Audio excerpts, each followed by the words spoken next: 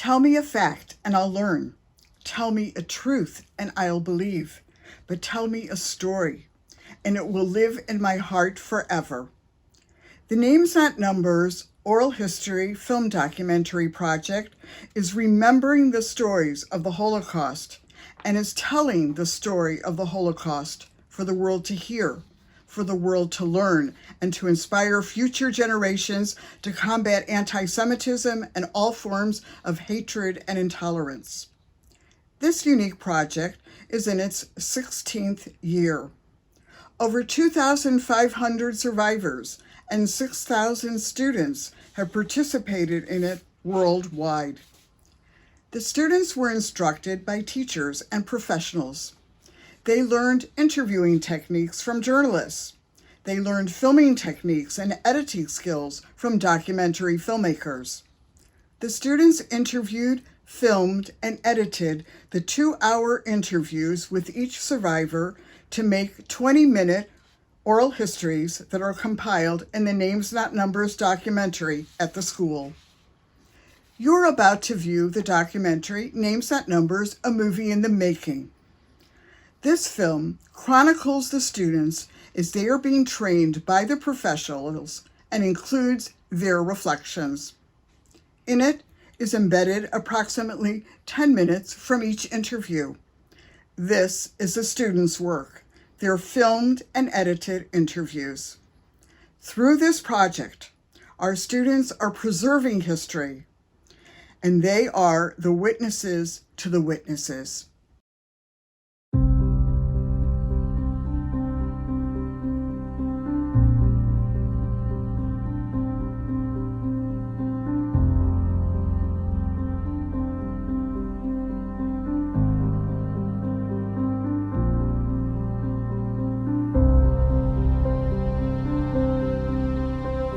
The only thing I remember was fear. Day by day, week by week, and month by month. The store owner told me, we have bread, however, we are not allowed to sell to Jewish people. The main thing that my mother told me to do is hide from the Germans. These years, open anti-Semitic slogans all over the places in Poland. Jude the Palestinian, you go to Palestine, and so on. And the government didn't do nothing about it. They were beginning to hear that when they take you away, they didn't know where they take you away. They take all your money and they take all your jewelry. The first time I saw somebody getting killed, he was shot, I saw him being shot. Started realizing that it's about your life.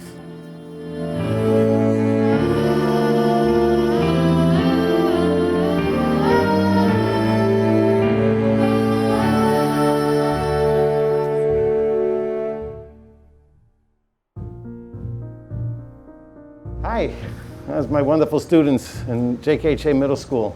It's very exciting to see you. I haven't had a chance really to address this grade because of COVID restrictions, and I'm just really excited to say hello to you. You have an awesome responsibility being in 8th grade of the entire elementary school, and underneath my double mask, I'm really smiling out of joy to see you and to know that you are the future of Am Yisrael. Names Not Numbers is the linking of your generation to our survivors. This is your story now to tell to your family and siblings. The pasuk from Parashat Hazinu is more timely than ever. And it says, Zachor Yemot Olam, remember the days of old. Sha'al avicha v'yagedcha, zekenecha v'yomru lach. Ask your fathers, your forefathers, and they will tell you. And your elders, they will inform you. And this is exactly what you are doing in the Names Not Numbers project. You are the symbolism that what they went through means that they survived and the enemy was destroyed. Take these powerful and potent, important messages and bring them out to the world and expand our knowledge and inspire others. And we're looking forward to a really special year. I decided to do Names and Numbers because my great-grandmother was in the Holocaust and I want to know more about what people went through. I feel like doing this project will change things that are going on in the world because it will show the people that don't believe that the Holocaust really happened, that it did. In the world today, there's a lot of anti-Semitism and racism. So with this project, we could teach people about the Holocaust so they stop denying it. Since we're going to be the last ones to interview the Holocaust survivors, we have to tell their story. So by recording it and remembering it, the whole world can see what the Holocaust survivors went through.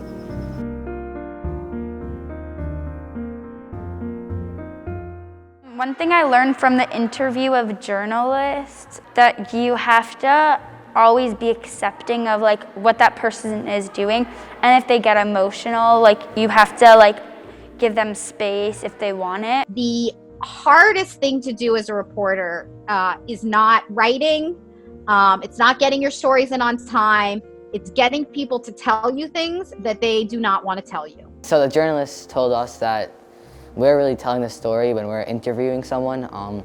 We need to ask questions so they could really answer it in a more detailed way. So you're going to be asking people to talk about some of the worst moments of their life, or probably the worst moment of their life.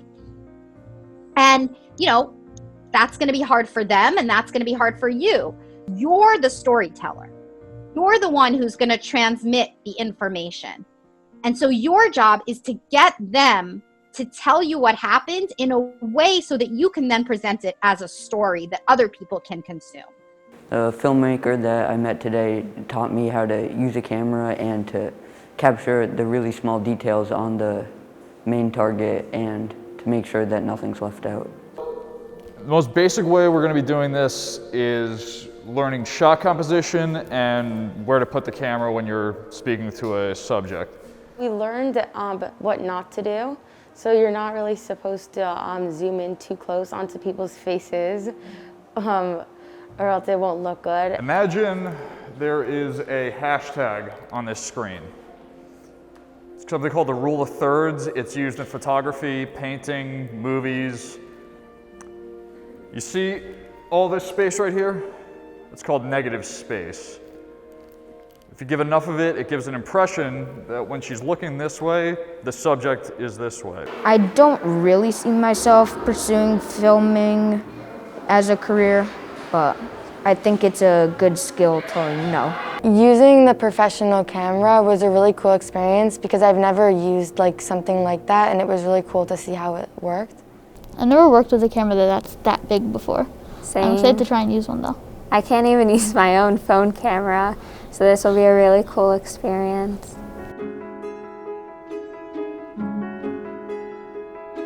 What we're going to do here is we need to take this hour and 15-minute video and get it down to 20 minutes, okay?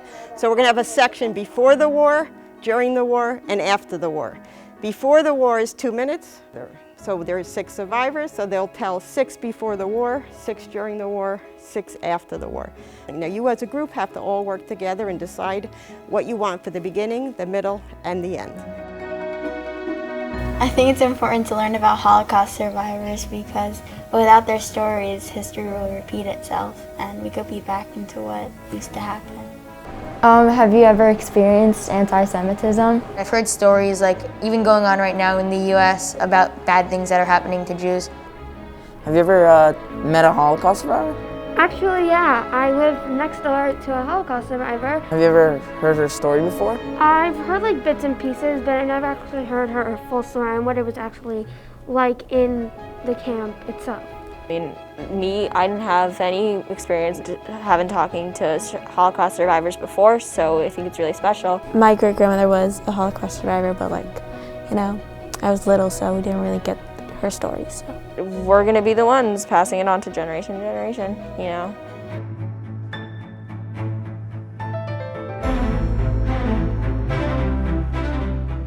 Today I'll be interviewing my great-grandmother, Leah Roth. I'm going to be interviewing my grandmother, Carmela Waldman. I'm going to be interviewing Samuel Beller. Today I'm going to be interviewing Norbert Strauss. I'm looking forward to learning all of the experiences of all these survivors since I'm not really educated a lot on this. I feel excited kind of to know the survivor story and learn more. I feel a little nervous, but I feel that I can do it and I'll be okay. The question I'm most excited to ask my survivor is what gave him hope to do it, to like survive?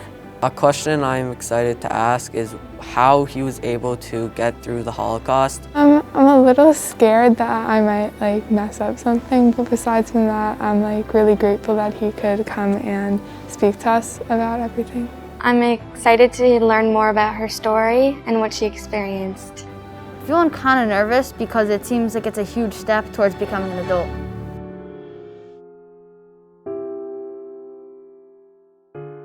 Good morning, my name is Julia Mordecai. Thank you for coming to be interviewed for our Names Not Numbers program. My name is Norbert Strauss. I'm born March 14th, 1927, in a small city north of Frankfurt in Germany by the name of Bad Homburg. After a couple of years we moved to Frankfurt, and I had the misfortune of having a brown shirt called SA as my teacher, so it was very difficult, and he felt it his responsibility to punish all the Jewish boys in his class, and unfortunately I was the only Jewish boy in the class, so I got all the punishment. My name is Leah Roth, born Lenkatzik. My father had 5 children, and my mother passed away, and he remarried, and they have another 5 children. So we together were 10 children. I left home, and my siblings, they were scattered around Czechoslovakia. It was a very, very hard life because I lost my mother when I was 5 years old, and my stepmother was not too nice with me. My name is Samuel Bella, called Shmuel Bella. I was born in the town of Auschwitz. In the town of Auschwitz, I had my mother, Lashuli, my father. I had a brother, younger brother, and I had a sister of 6 years. She was old when I was taken away. I went, what was called that time a cheder. So in the morning we went to a school which was a public school. We had to go. While in the school, we couldn't wear a yarmulke or anything.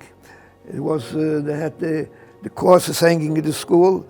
It was a Catholic country. We had to observe the orders. What is your name? Sarah Ludwig. When were you born? What's your birthday? May 18. Describe what your parents' jobs were before the war. They had a restaurant and they catered food for the people. They were very happy in the restaurant, really.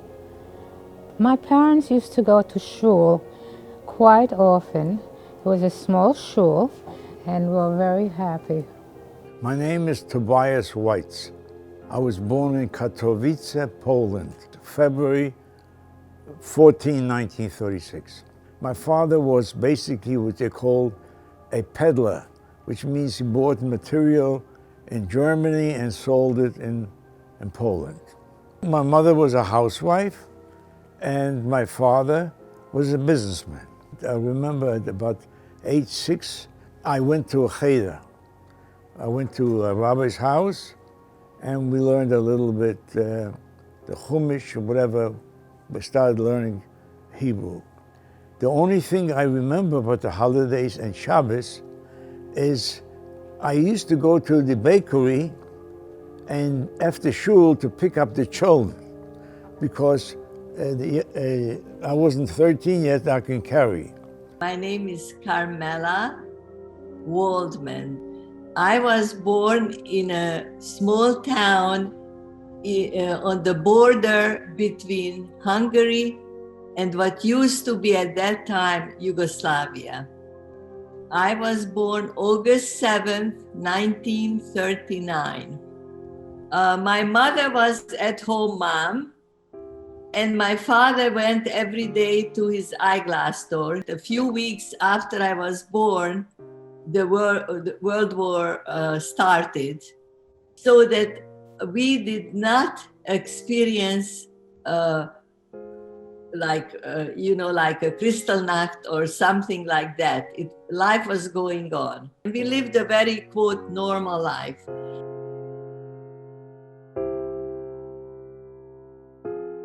I was living with a family away from home, and I was learning to make wigs. And when I came in the bakery, I asked for bread. The store owner told me, we have bread, however, we are not allowed to sell to Jewish people. Polish was, is, and will be an anti-Semitic country.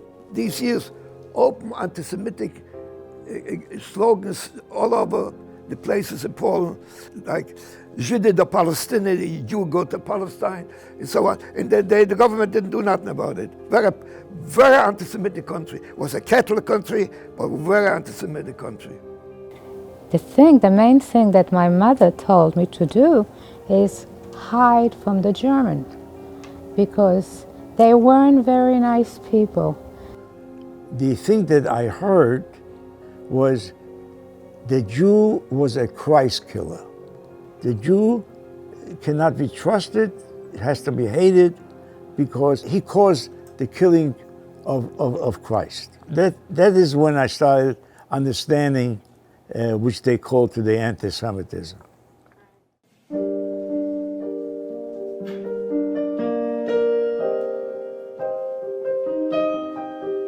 My uncle and my aunt and two cousins who lived in a small village in the mountains and opened up a kosher restaurant in Frankfurt. On the 9th of November 1938, their restaurant was broken into by the Nazis and everything was smashed to pieces.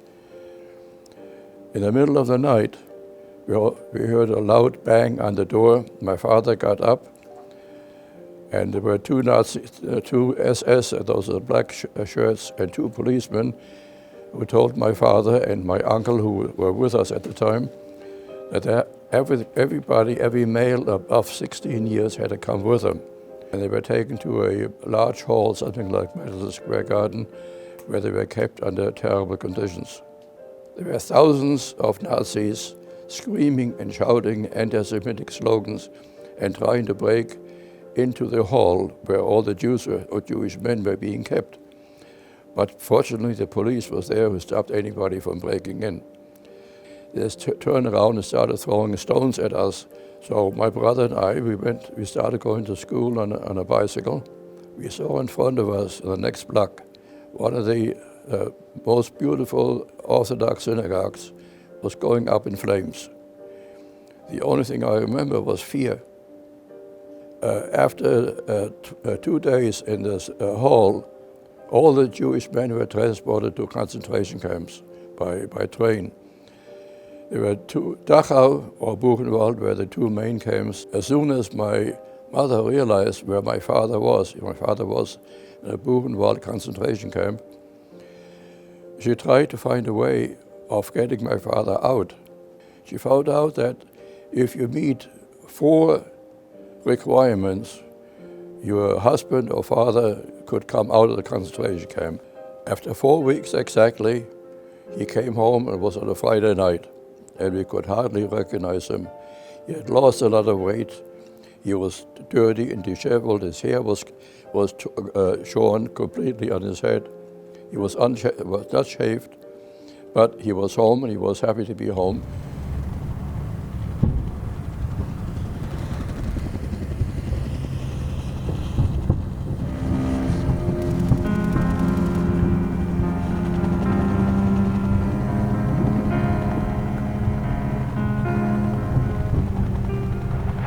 And September 1, 1939, when the war broke out, the German entered my town within 4 hours.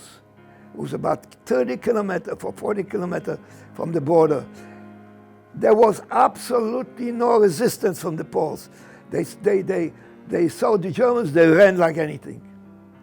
The schools were burned down, they burned down the schools right away. And we were thrown out from our apartments to the cellars. And the Gentiles took over our apartments. There were villages, very poor people lived there.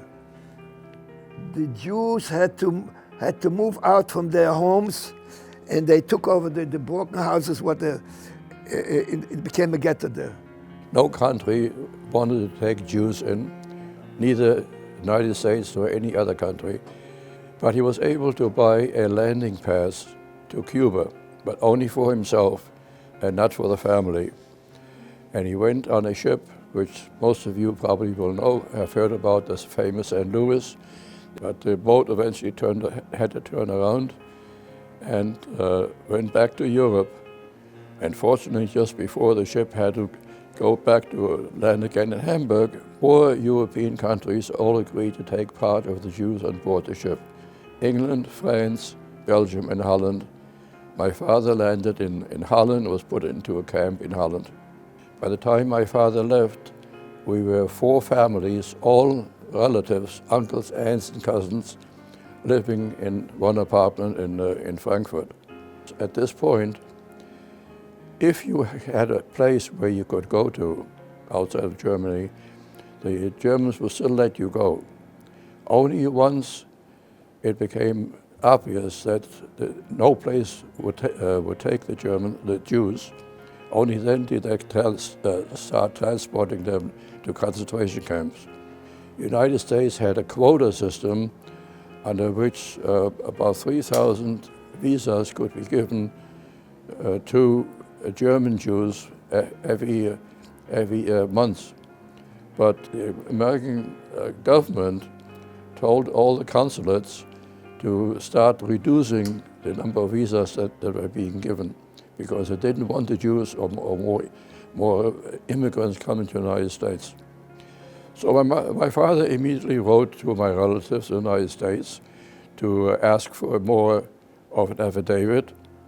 But before he could even get an answer from them, he gets another postcard from the American consulate. Just a few words. It says, "Mr. Strauss, come and pick up your visa." But he got it, asked no questions. He came back to his camp and his friends asked him, "Who did you bribe to get the visa now?" My father said, "I didn't bribe anybody. I have no money to bribe anybody. I know nobody." So he got his visa and he was able to come to the United States in May 1939. Immediately when my mother realized my father was in the United States, she booked passage on a ship out of Bremen, because she knew, at least she assumed, that once her husband or the father was in the United States, that the family would be able to get a visa much more quickly. Russia and Germany broke off relations after they had invaded Poland. There was only one way that the Germans would still allow the Jews to leave if you had a visa, but we still didn't have a visa. And moreover, the train was booked for 6 months ahead. And we knew that in 6 months we wouldn't be there anymore. We would be in concentration camp. What happened to your father? In 1941, he was taken away to a labor camp. I worked in a factory where they manufactured uniforms for the German military. This was in the morning. In the afternoon, I worked in their homes. There were 2 brothers who owned this factory.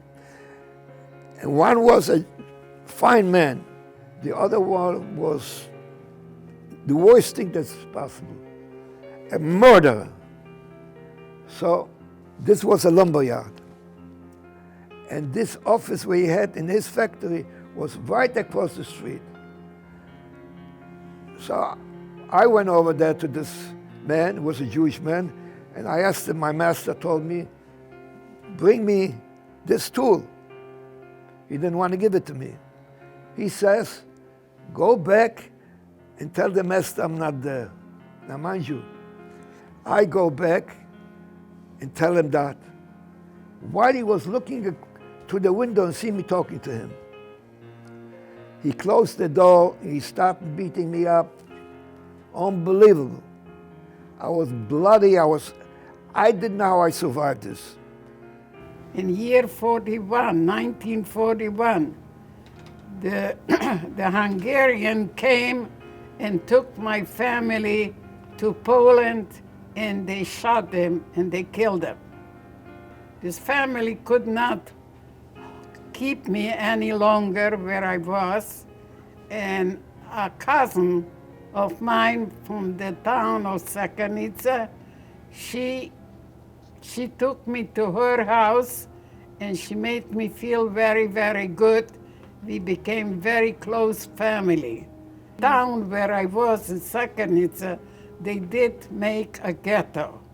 The punish for going out would be death.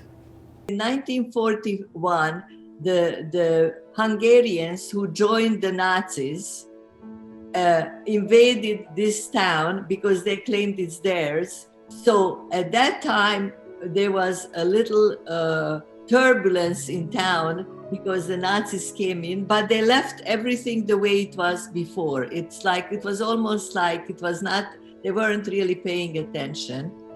Until one day they decided to put the Jews into a ghetto. What happened with my parents, they exchanged their home for a home in an area of town that was declared the ghetto.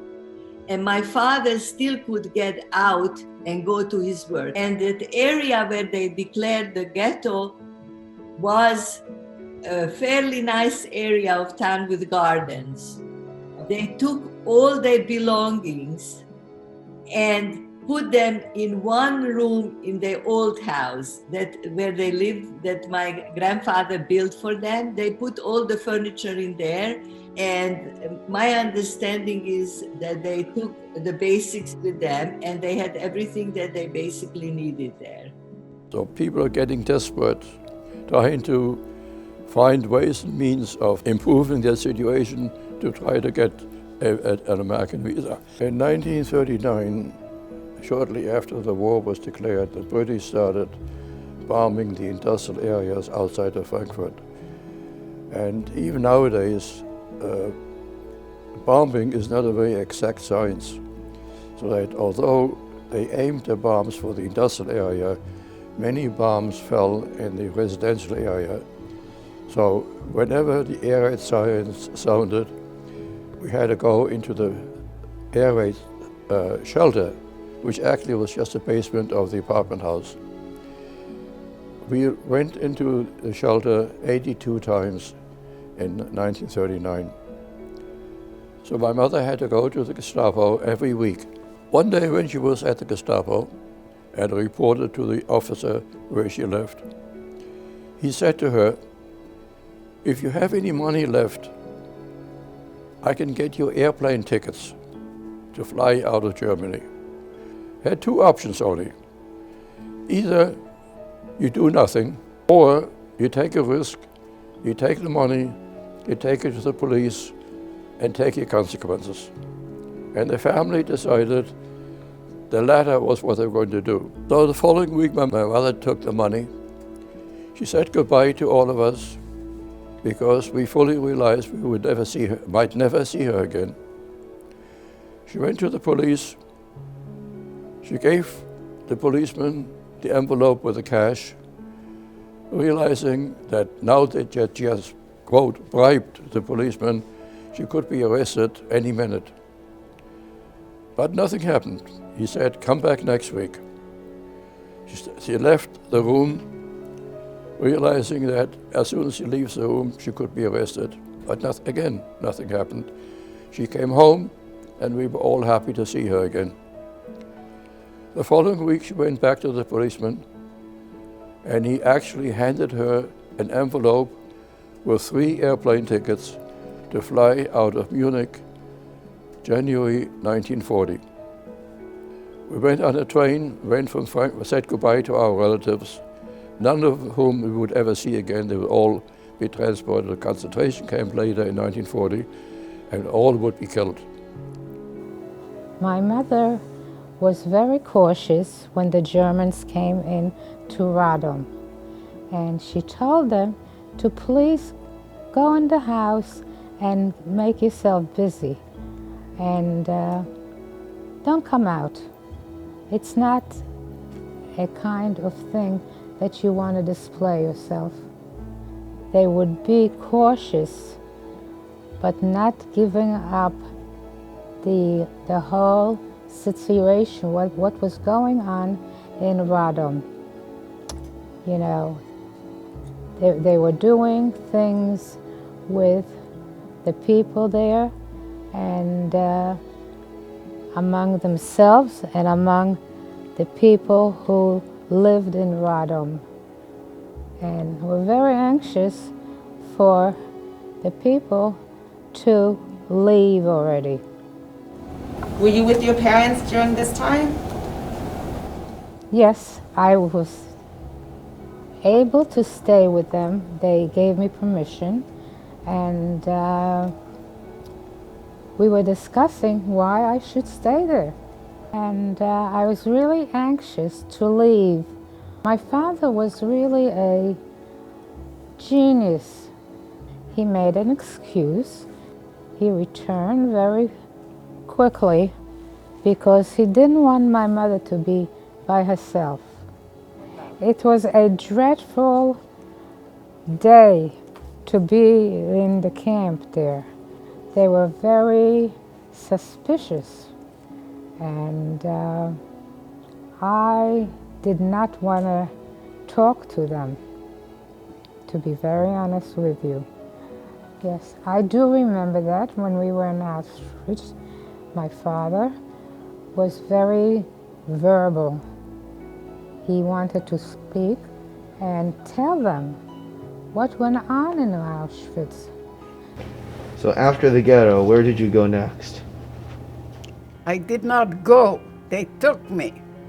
They took by force. They came to the house and said, pack your food for 3 days and you are going to help out Germany.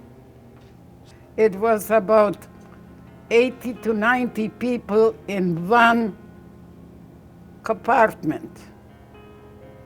There was no water, there was no food, just what we had from home.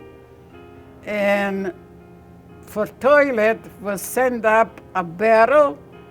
Everybody had to use the barrel, whether children, adults, men and women, if they could make it to the barrel. And if not, it was feces on the floors. We had to move away from Katowice, from the modern town, and back to where my father was born and my mother. Basically, our family comes from Früstig. That's when the Germans started, we moved back there. I was with my mother, my father, my sister, and my uncles, the entire family, immediate family. They only did what the Germans forced them to do. My father became a butler, and my mother did what she had to do. The first time I saw somebody getting killed is literally, I can see it now, he fell down, he was shot, I saw him being shot. But you know what, at age 7 or something like that, you don't understand death. When Germany attacked, Russia attacked Poland too, some of the Jews got caught in Russia, then they were allowed to come back. My uncle came back to Poland, and when the Germans lined up all the men, in one line, there were people to go to concentration camp. They didn't know they were going to concentration camp. And the other line was going to be stay yet in town. And in the person who could stay in the town was my uncle. But the Germans said that anybody who wants to exchange himself can do it. So my uncle said, Moshe, you are a father, I will go for you, you stay here. So this is when things started happening. I was in hiding, so they took my mother away, and they kept her till I gave myself up. Finally, after a day or two, they wouldn't let my mother go, I found out, so I gave myself up. Now, I was supposed to be sent away at that time. A transport from our town went to Auschwitz. While I gave myself up, this transport went away. I survived. Luckily, next transport went to a labor camp. The labor camps were mostly small amount of people. We had the civilian clothes with cut out the Star of David in front and in the back. So we had to build the buildings. When I got off the train, it was chaos. And I promised my cousin that I will take care of her children. I could not fulfill my promise because when we arrived to Auschwitz, we were separated right away. I was taken for work, and the children and the family were killed in the same day. I was sent with 900 girls to a barrack, not knowing what the next hour will bring. I was exception. I did not get a tattoo. I don't have a tattoo in my hands. We were sitting on benches and like praying to Hashem. And then suddenly they said, out from the crematorium. Group of young people, of young children arrived to Auschwitz. And to the German was more important to kill those children first than the grown-up. They exchanged life for trucks and other things what they need for the war. And that's how I was saved, because they killed those children before. Suddenly I realized a small girl was crying. And this girl, I went close to her, she lost the mother. So I took this girl under my wings, and she was with me all the time. No, it was a very trying time for the Jews, and especially me being a small child. This was not a place for you. I was a very bright young lady who knew what was going on in Auschwitz. They had no idea, or my father's friends, what would happen to them. They just stayed there and waited. And that was it, unfortunately. The labor camp, I was about 2.5 years. After the labor camp, they sent us to the concentration camp. I got a tattoo. Can you show us? Yes. I tell you what, I tell you, if you tell me, here, look here. It's 184805. Add up, what does it mean? What does this mean to you? 184805. Mark down a piece of paper. 184805. How much is it together? Add it up. Add it up, guys. One more. 184 is Aleph Ches Dalet. What is Aleph Ches Dalet? Achad. El Hashem Echad here. Wow. Then one day, they went ahead and they said that all the Jews have to go up on this big field, up a hill, and then it started. Mothers who have 2 children stay. Mothers who have 4 children get up and go. So the mothers with 4 children thought, the mother with 2 children thought that if she has 4 children, they're sending her home. So she borrowed 2 children from a friend to go home. Well, they didn't go home. The mothers with 4 children were taken to the forest and killed. Then they took away my father to another group. Then we were separated again with my mother, and every time I saw a German go by, I don't know, instinctively, I covered my mother's head. In the house, they made an opening to the cellar, and they put the armoires on top of the trapdoor. And every night we went there. The night when they made Judenfrei, which means no more Jews in the city, they cleaned everybody out. My grandmother and mother, they suddenly started to hear rumors that they kill people. My mother and father paid, and they procured fake documents for my mother, my father, my grandfather, grandmother, and myself. We had false documents. We could have gone up there and disappeared. My mother wanted to escape to Budapest because we still could have gone to the train station. Since we were also Hungary, like Budapest, and had the false documents, we could have gone to Budapest. My father said, "Fine, Vera, you can go, but I don't want to let my daughter go. The Germans are a civilized people.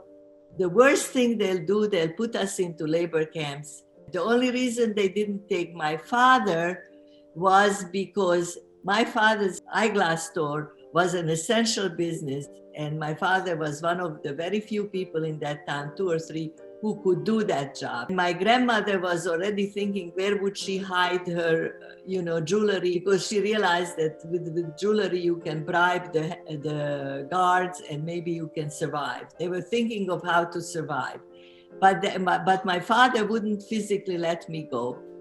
While listening to my survivor story, I felt emotional because it was almost like being in the moment with her. Hearing Samuel Beller's experiences in the Holocaust made my experiences feel like they don't even compare to what he had to go through in the Holocaust.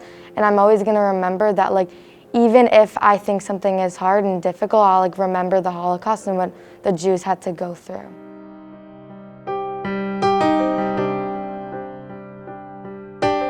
So we were standing there, and standing anywhere without authority is dangerous. A uniformed railroad officer comes over to my mother, and he says to her, "What are you doing here?" And my mother explained to the man, "We just came from Frankfurt. We are Jews. We don't know where to go. The airport is closed. We don't know where we should be going." And he says to my mother, "Go to 2 platforms over. There's a train leaving there for Stuttgart. All planes that are supposed to have left Munich are now leaving from Stuttgart." My mother says, "I can't, I have no more money. I spent practically the last money that I had in getting here to Munich." And the man says to her, "Don't worry about it. Nobody would ask you for a ticket. Nobody would ask you for money. Just go on the train." We went on the train, and we got to Stuttgart. And we went to the plane, so the doors closed, nothing happened. Nobody looked at us, nobody spoke to us, nobody wanted to have anything to do with us. The plane took off, they flew to Barcelona. Barcelona, the hires took us out of the plane, put us up at a hotel for the night, gave us our first warm food that we had for a couple of days. Next morning they picked us up again and took us back to the airport, where we were put on a 2-motor Lufthansa and flew to Madrid. And then after lunch, we were back on the same plane again, and flew to Lisbon, where a distant relative of my mother put us up for 10 days, and then we got a ship as a Symphony to New York, where we were received by our father and other relatives. I was about a month in Auschwitz, and then the Germans took us to a second camp called Stutthof. And in Stutthof, we were for a shorter time, and there we were sent to different places, to different camps for work. I was sent to a place, it's called Branau. It was in Germany. And it's Branau. I was there close to a year, and I was working. They sent me to work to make bombs.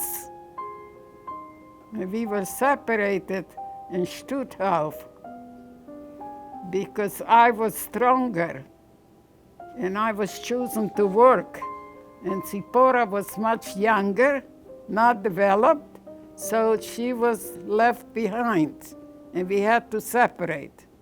After a certain time, maybe 8 months, the rumor came that they are going to take us away. And then everybody got really scared, and my father still went to his job. There were incidents where the Hungarian soldiers, policemen who were in charge, were very friendly, and they are not considering us like mortal enemies. And my father tried to find out what the situation was, and the mayor of the town told him that he didn't hear anything.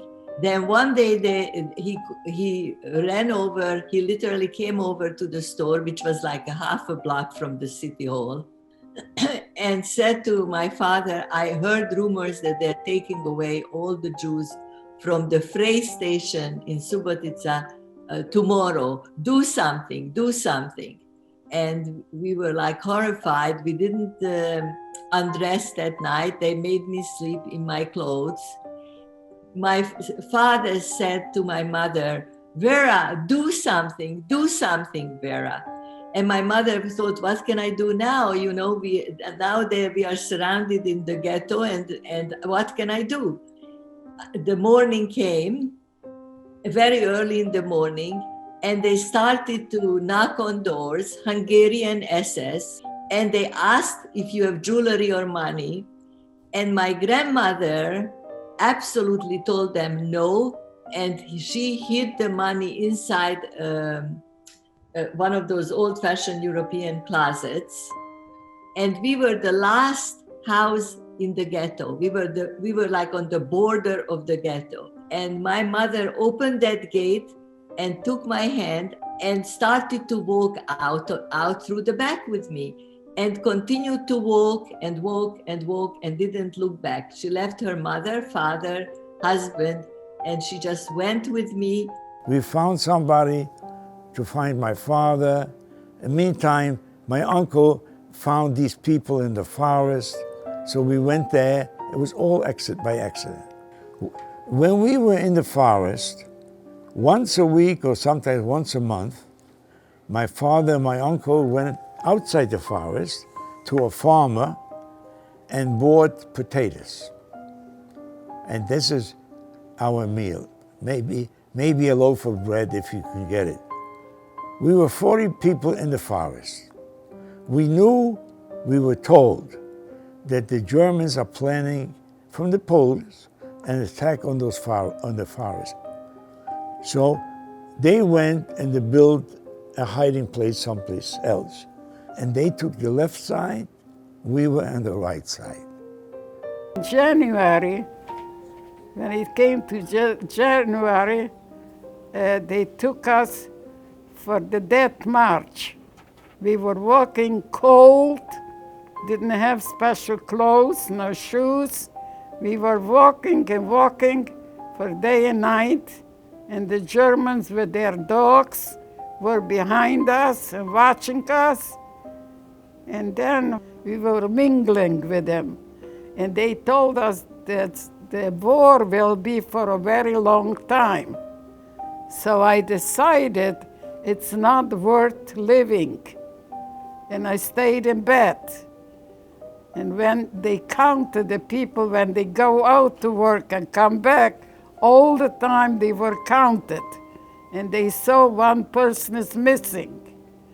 So they were looking in the camp all over until they found me in bed. And when they found me, they beat me horrible. I fell to the floor and I thought I'm not living anymore. He said, this is for the people to see what to happen to a person who rebels. And there was a Jewish doctor, a woman, a Jewish doctor, and she said to me, it is not good to show that you're weak, because the weak are always killed. So she prepared me not to show weak. It was a very trying situation, but I was really scared at Auschwitz. I was really in prison. Thank you. This is a picture of the youngsters that were with me. First, we were 6 months in the forest, and then we were 19 months on a farm. So let me describe you the farm. The farmer who hid us, and they went to church on Sunday, they took her grandson and put him in front of the crucifix and said, if you ever tell anybody that we are hiding somebody, they're going to kill you, they're going to kill your mother, your father. So can you imagine a young boy living with this idea that he can't say nothing? So one time, the farmer comes in and says, you know what, the way you're hiding in this room, if they come in, they're going to see the room there. They're going to find you right away. I can't keep you there. We will make a hole under the floor, and when the Germans are there, we will hide underneath there with the pig on top. And sometimes we had to survive there for 2 or 3 days when the Germans were around. And don't think that the pig didn't do what a pig does. It urinates, and we were underneath there. So these were the areas where we were hiding in those 19 months. This was in June, and in like 6 weeks later, I was 5 years old. And she had another colleague, another teacher she studied with called Tom Maria. And Tom Maria was also a Hungarian Catholic girl at the time. They studied, now a grown woman. And she opened her door when my mother knocked. And my mother, in her confusion, put on a completely white coat. People were like not ever wearing a white coat. So she just stuck out. She had natural blonde hair. She was very, very stunning at that time. She was in her very early 30s. And she was afraid that people knew her in town. She was afraid she would be recognized. So this Maria Tombats gave her a darker coat and walked with us. My mother's destination was a Croat eye doctor called Dr. Ivo Scherzer. Dr. Scherzer was a righteous Gentile. Dr. Scherzer said, I don't want you to take your daughter with you up to Budapest because you may be recognized. I am going to go to the local nuns and I am going to ask them if they would take Carmela in to keep her and my grandmother and mother go to Budapest. And they were always praying. I learned all the prayers by heart.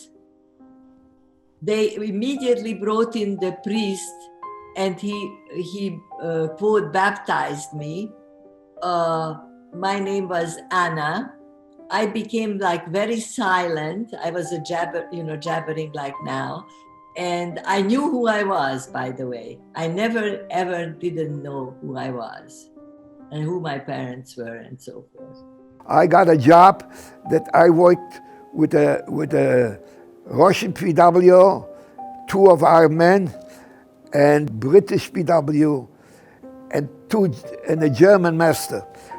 They took us on that march. We had wooden shoes, and this was winter, snow.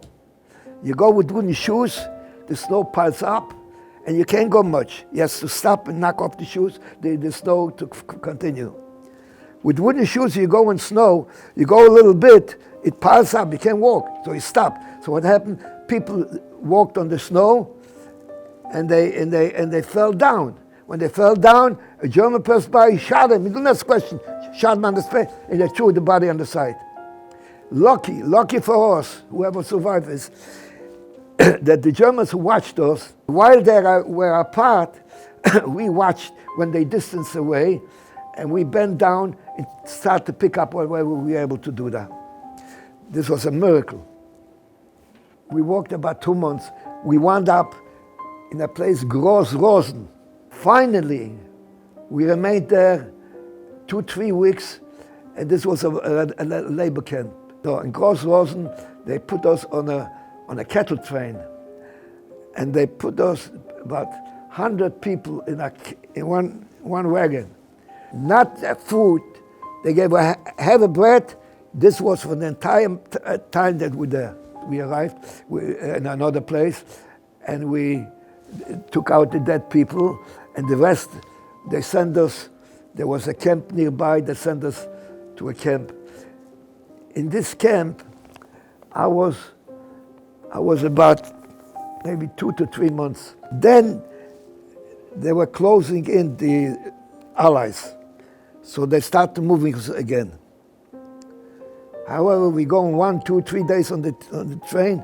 Finally, the train stops and doesn't move.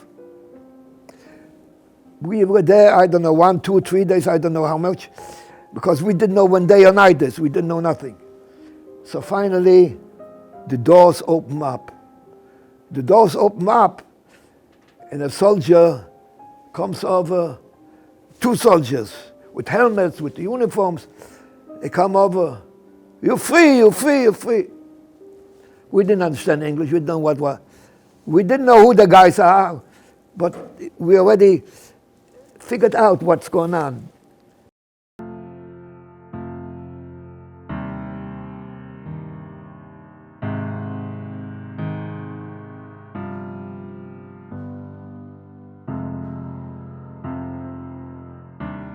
What was the first thing you did after being liberated?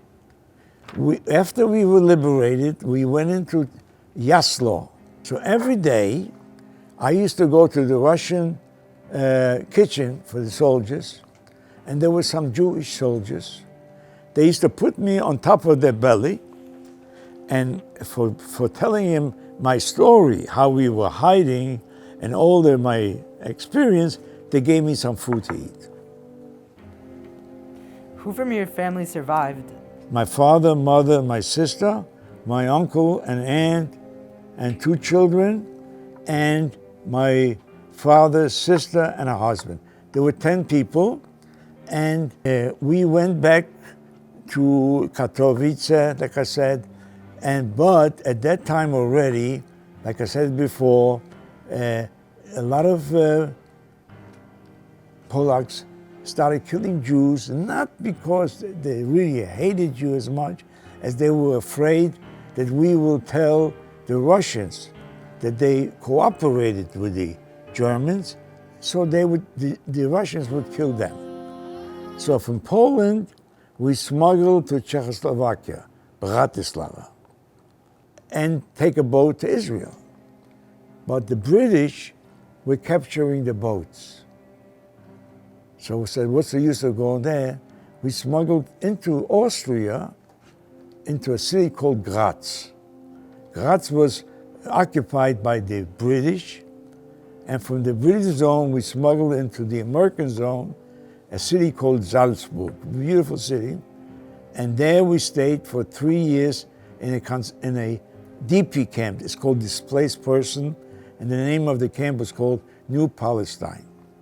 Right away brought the Red Cross came over there, the American Red Cross, and the soldiers came over, and they took us, all the sick people, they took to the hospital, It was in Felder Fink.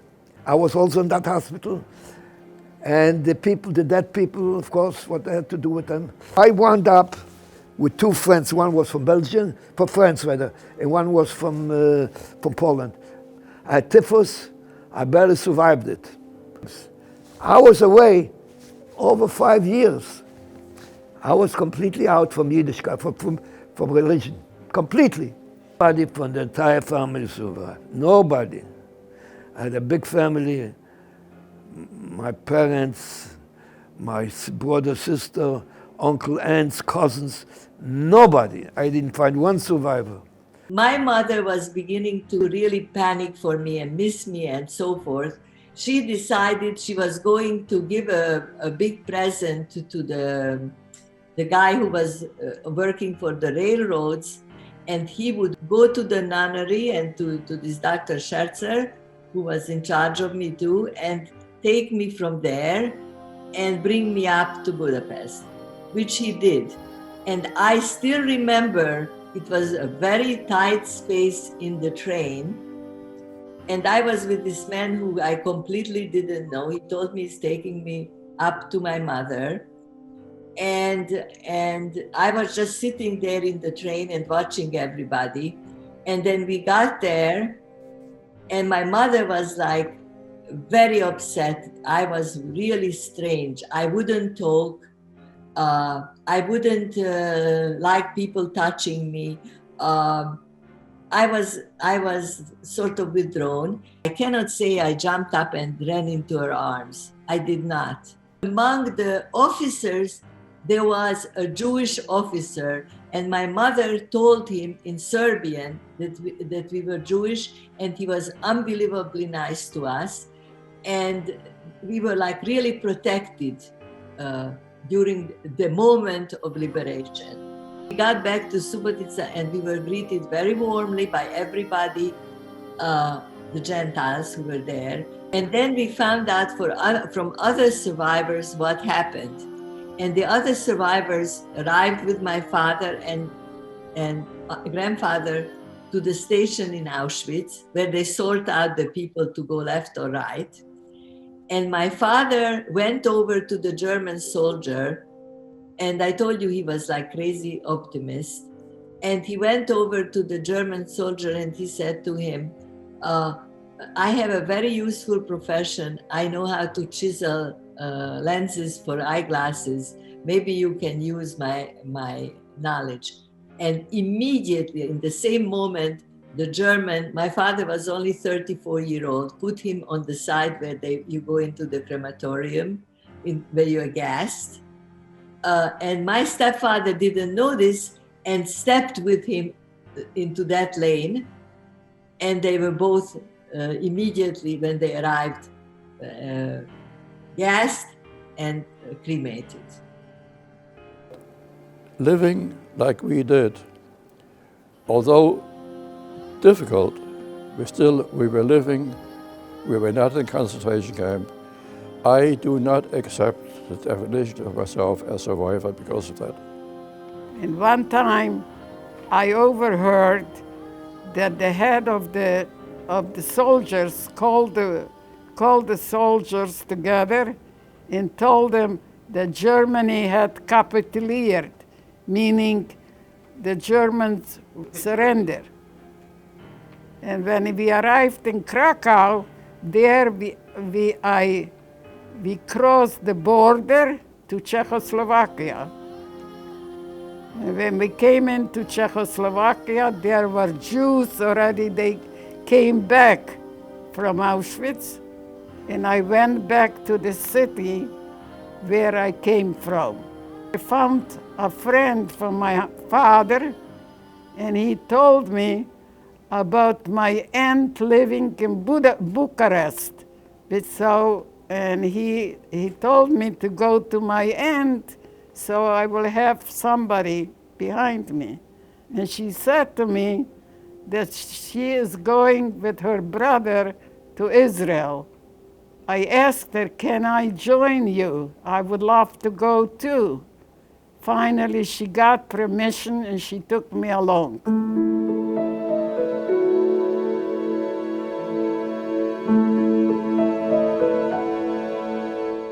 After the DP camp, we found, it's an interesting story.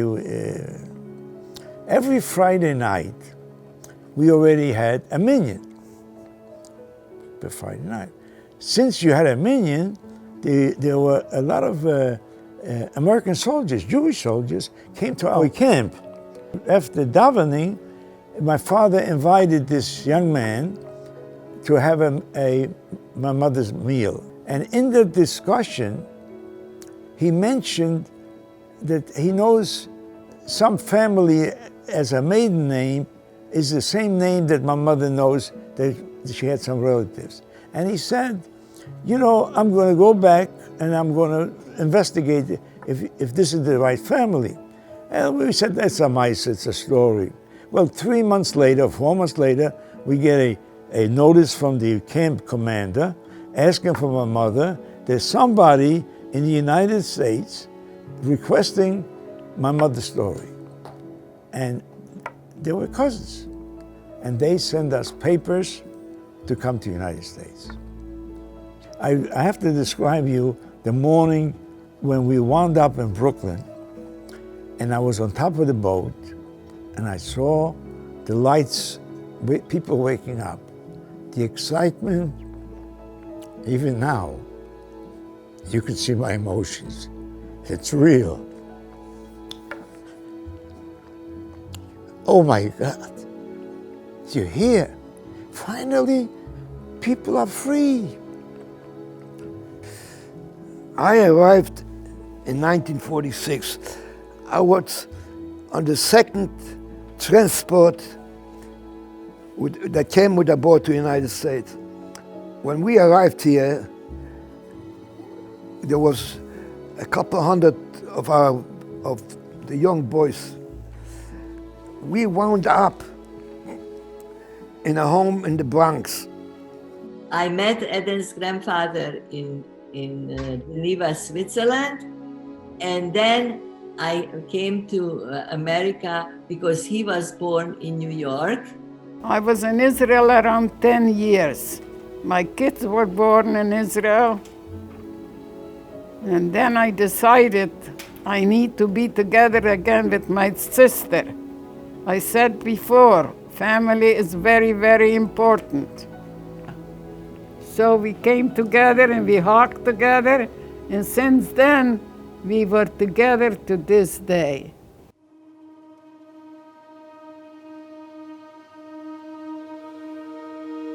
What gives survivors strength to carry on? I would say is bitochen. I believe in your religion. I believe in your family values. And I believe in Hashem. Where was Hashem when all this was happening? How could Hashem have allowed it to happen? These are big questions, and questions that are not easily answered. The truth is that the way to approach it is exactly the way that you did it. Speak to people who were there. See what they have made of their lives, and see what you can learn from them. Sometimes the hardest thing to do is to grieve from the outside, having not been somewhere, having not personally experienced something, having to wrap your mind around a tragedy that you weren't part of. And by getting a glimpse into the life of those who were there, the heroes that survived, and so many decades later are telling their story, sometimes that's the most effective way to start to see and to start to understand. How could Hashem allow this to go on? And I think from the Bluzhever Rebbe, who took inspiration from those around him, and we who could take inspiration from the Bluzhever Rebbe, from those around him, and from those heroes, those survivors, those rebuilders that you met, and you helped to teach their story. We can take inspiration from them. We can learn. Don't ask, where was Hashem? Realize that when it's all said and done, He was the only one who was there the whole time. I wound up with the Hungarian boys, and I ate grapes. They got already through the Klausenburger Rebbe kosher stuff. They bothered me. Why don't you come back to religion? Why don't you become? I told them I don't want to hear about it. I want to know about it. So what happened one day while I was outside eating a crepe sandwich, a bunch of these Hungarian boys made a circle around me, and they wanted to grab out my sandwich. I had almost a fight with them. They wouldn't let me go. I started crying. Something came into me, something in my mind. Immediately they went up to the Klausenburger Rebbe and they told him about it. I came up to the building. Right away the Rebbe approached me and he talked to me. And he gave two men he gave to watch over me. I should be under their supervision. They learned with me, and I remained in yeshiva there for a while. You can't really compare the Holocaust to the Corona. Yeah. It is hard, but the Holocaust was much worse. It makes you realize that at both times we're literally not in control. We have to leave it up to Hashem to decide what happens. Yeah. So if we had the Jewish state around the time of the Holocaust breaking out, I don't believe it would have been as bad as it was. I believe it would have been a little better, because at the time you were a Jew and you had nowhere to go. You were in Germany, where were you going to go? You had nowhere to run. You didn't have a place to go back to Israel where you would be safe and protected by Jews surrounding you from everywhere.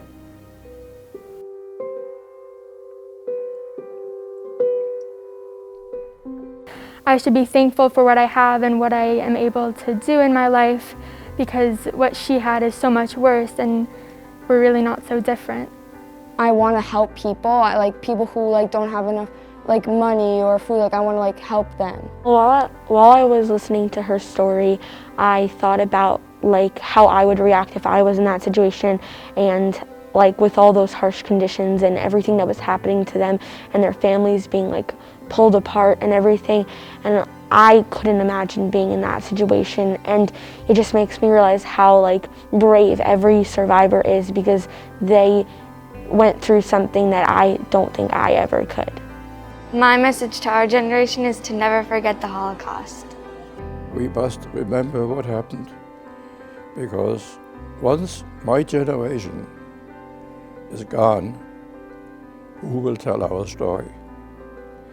And that is the reason why over the years I have spoken in schools and synagogues and social clubs. Remember the story, tell the story, because otherwise, if you don't tell it to the next generation, it will be forgotten.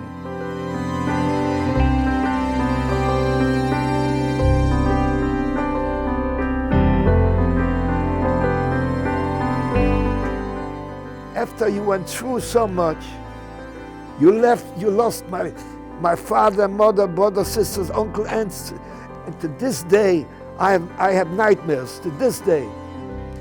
But the will to live is very strong.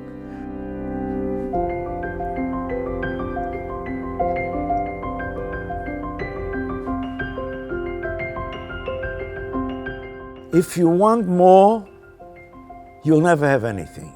Because once you want more, whatever you have is not satisfying. So look at your life more just not as an individual, but in a broader spectrum.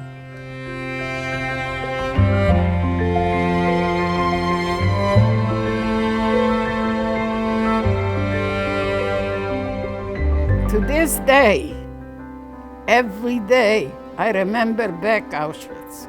That's how I feel. The main thing it is, be united, be one, love each other.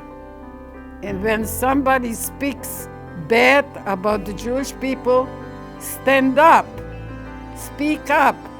Don't just pretend it will go away. Stand for your people.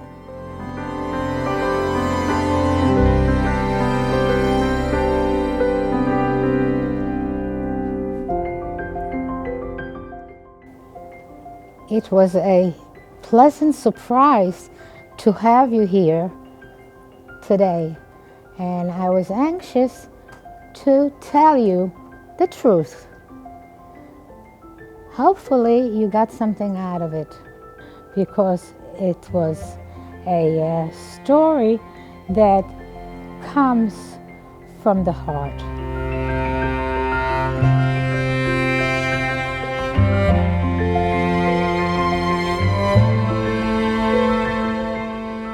How do you feel being here virtually in a Jewish school knowing that Hitler did not succeed?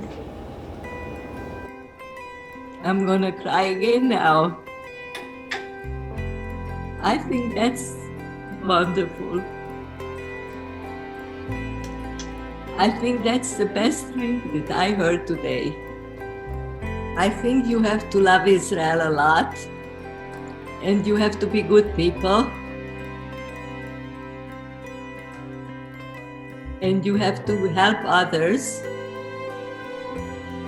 and you have to accept that life is not perfect, but it's wonderful, okay?